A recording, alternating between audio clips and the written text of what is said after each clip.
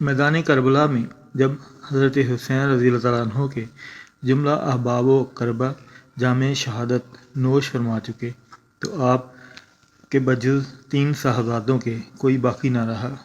یہ 3 صاحبزادے حضرت زین رضی اللہ تعالیٰ عنہ، حضرت علی اکبر رضی اللہ تعالیٰ عنہ اور حضرت علی اصغر رضی اللہ تعالیٰ عنہ تھے۔ حضرت علی اصغر رضی اللہ تعالیٰ عنہ ابھی شیر خوار ہی تھے اور حضرت علی اکبر رضی اللہ تعالیٰ عنہ کی عمر مبارک 18 برس کے قریب تھی۔ حضرت حسین رضی اللہ تعالیٰ عنہ نے جب یہ دیکھا کہ اب بجز میرے 3 بچوں کے کوئی باقی نہ رہا تو آپ رضی اللہ تعالیٰ عنہ بنفس نفیس میدان کارزار میں جانے کا ارادہ فرمایا اور ذوالجناح سواری کے لیے منگوایا، ہتھیار بدن پر آراستہ فرمائے اور رخصت کے واسطے خیمہ کے اندر تشریف لائے۔ حضرت علی اکبر رضی اللہ تعالیٰ عنہ جب یہ منظر دیکھ کر حضرت حسین رضی اللہ تعالیٰ عنہ کے قدموں پر گرے اور عرض کرنے لگے، ابا جان، خدا وہ دن نہ دکھائے جب آپ رضی اللہ تعالیٰ عنہ میرے سامنے جامِ شہادت نوش فرمائیں۔ آپ میرے ہوتے ہوئے میدان میں کیوں تشریف لے جاتے؟ مجھے اجازت دیجیے، میں جاتا ہوں۔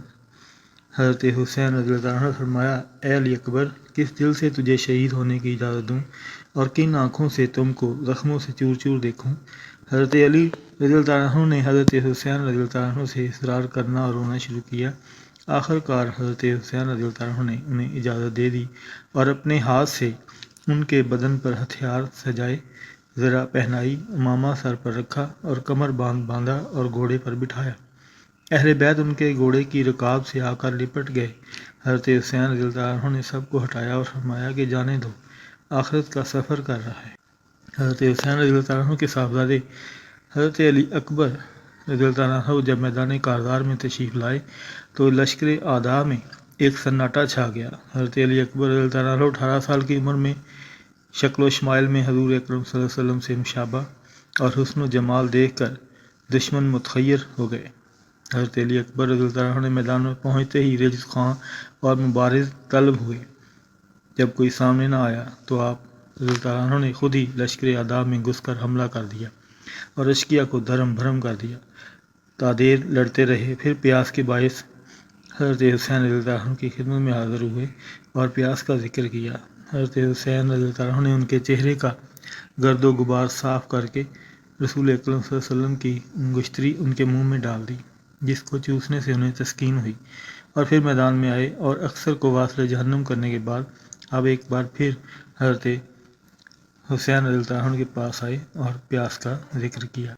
حضرت حسین رضی اللہ عنہ نے اس وقت رو کر فرمایا، جانے پدر، غم نہ کر، ان قریب تم حوض کوثر سے سیراب ہو گئے۔ حضرت علی اکبر رضی اللہ عنہ یہ بشارت سن کر پھر میدان میں کارزار کی طرف تشریف لائے اور لشکر اعداء میں گھس کر دشمنوں کو واصل جہنم کیا۔ دشمنوں نے چاروں طرف سے آپ کو گھیر لیا اور ایک ظالم ابن نمیر نے آپ رضی اللہ عنہ کے ایک ایسا نیزہ مارا جو آپ کی پشت مبارک سے پار ہو گیا اور آپ گھوڑے سے گر گئے۔ آپ رضی اللہ عنہ نے حضرت حسین رضی اللہ عنہ کو پکارا اور فرمایا، ابا جان، اپنے علی اکبر کی خبر لیجیے۔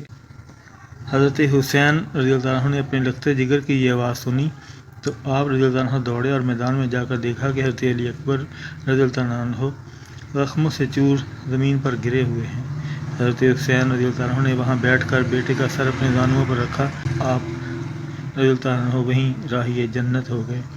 انا للہ و انا الیہ راجعون۔